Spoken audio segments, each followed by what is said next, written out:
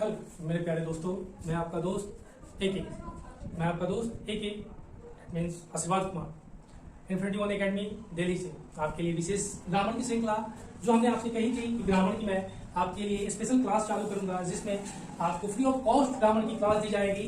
जिसमें आज यह क्लास थर्ड क्लास है। पहला हमने इंट्रोडक्शन देखा, इंट्रोडक्शन के बाद हमने टाइम देखा और टाइम के बाद आज हमारी यह आर्टिकल की थर्ड क्लास है।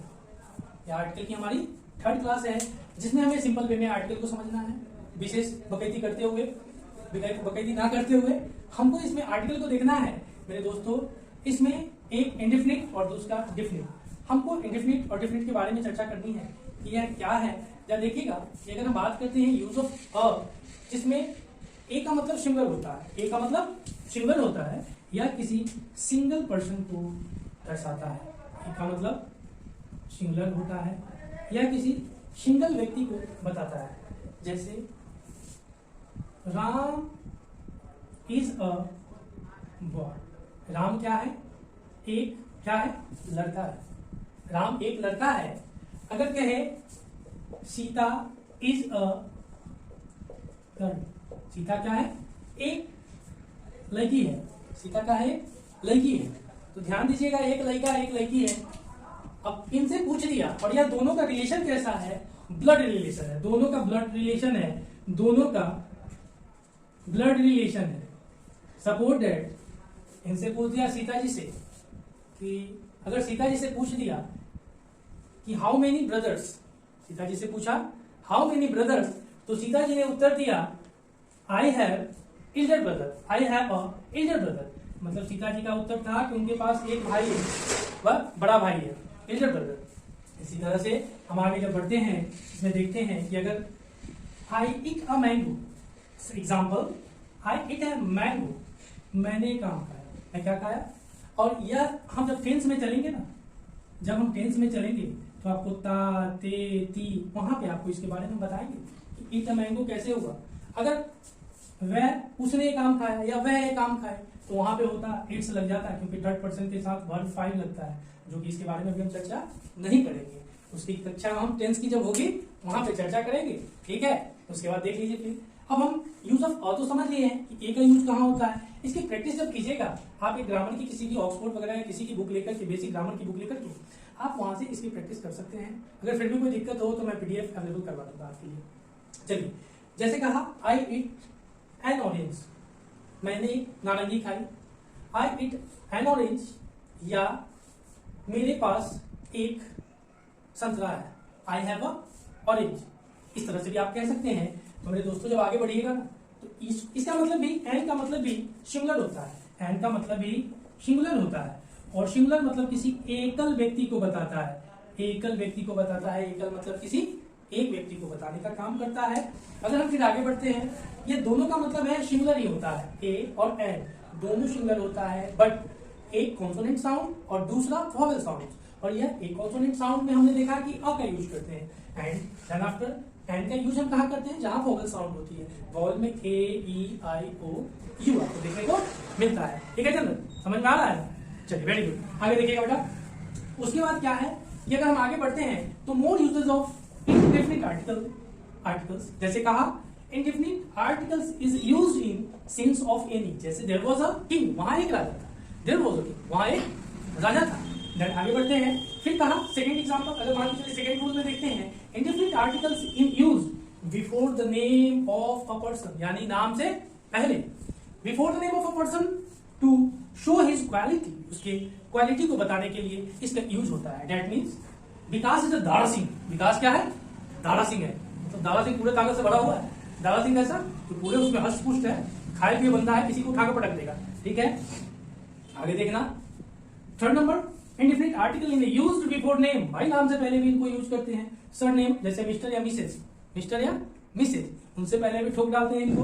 फिर if we know him only by, that means this is the signature of, मतलब एक दिन हमारे भी सिग्नेचर आप कर दिएगा, लेकिन दिस इज, दैट मीन्स अभी हमने कहा कि indefinite articles in use before name, surname, if का मतलब यदि होता है भैया, कहा बिफोर नेम, सरनेम, जैसे मिस्टर या मिसेज। सरनेम मतलब जो आपके आगे लगने वाले होते हैं उनको कहते हैं। फिर कहा surname if we know him only by this is the signature of a Sharma note to me. कहा this is the signature of a Sharma, यह शर्मा का सिग्नेचर है। नोट टू मी, मैं मुझे नहीं जानता है, ठीक है। My dear indefinite articles, fourth rule, indefinite article is used to show rate.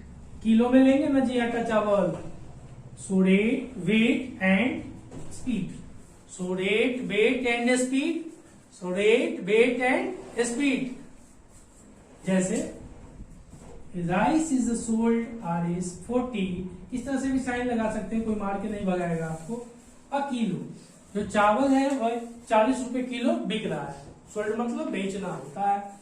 फिर दिस कार रन्स 50 पर किलोमीटर या 50 किलोमीटर एन आवर, एक घंटे में जो कार है वह 50 किलोमीटर चलती है।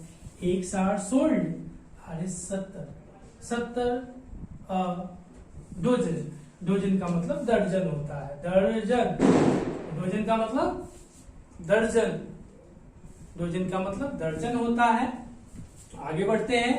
उसी तरह से indefinite articles is used after what in exclamatory sentences. Exclamatory sentences, इसको एक्सक्लेमेशन साइन बोलते हैं, एक्सक्लेमेशन साइन बोलते हैं। मतलब इस साइन का मतलब होता है कि इसके आगे सेंटेंस अभी बाकी है मेरे दोस्तों, मतलब सेंटेंस समाप्त नहीं हुई है, इसलिए एक्सक्लेमेशन का मतलब होता है कि शब्द के आगे और भी चीजें जोड़ सकते हैं, ऐड कर सकते हैं, उसके आगे गर्लफ्रेंड का भी नाम लिख सकते हैं, कोई नहीं बोलेगा आपको, ठीक है। लेकिन लिखिएगा नहीं, है क्या? नहीं है ना?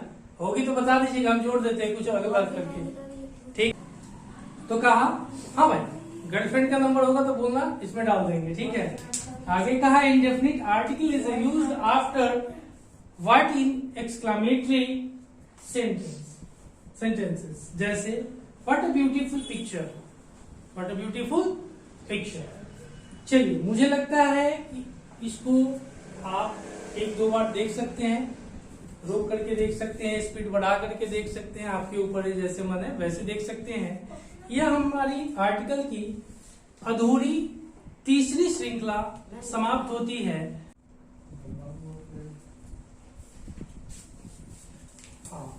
और यह हमारी ग्रामर की तीसरी अधूरी श्रृंखला है, जिसमें हमने केवल ए और एन को पढ़ाया है। और नेक्स्ट जब हम आगे बढ़ेंगे तो फिर हम द को भी उठाएंगे, जहां यूजेस ऑफ द के बारे में आपको बताया जाएगा। लेकिन उससे पहले मेरे दोस्तों, अगली श्रृंखला हमारी टेंस की चालू होगी, जिसमें आपको टेंस के तीनों रूप को बताया जाएगा, तीनों रूप के अंदर वाले रूप को बताया जाएगा, और फिर हमारी क्लास आगे बढ़ती चलेगी। आप लोग एंजॉय कीजिए। और अगली हिस्ट्री की श्रृंखला हमारी संडे इवनिंग में शुरू होगी, जिसमें हिस्ट्री की श्रृंखला हमारी संडे से आएगी। और मुझे उम्मीद है कि अगर आपको अच्छा लगे तो अपने प्यारे दोस्तों, अपने भाइयों, अपने रिश्तेदार, उनको शेयर करें और इंग्लिश ग्रामर क्लास का लुत्फ उठाएं। जय हिंद, जय भारत।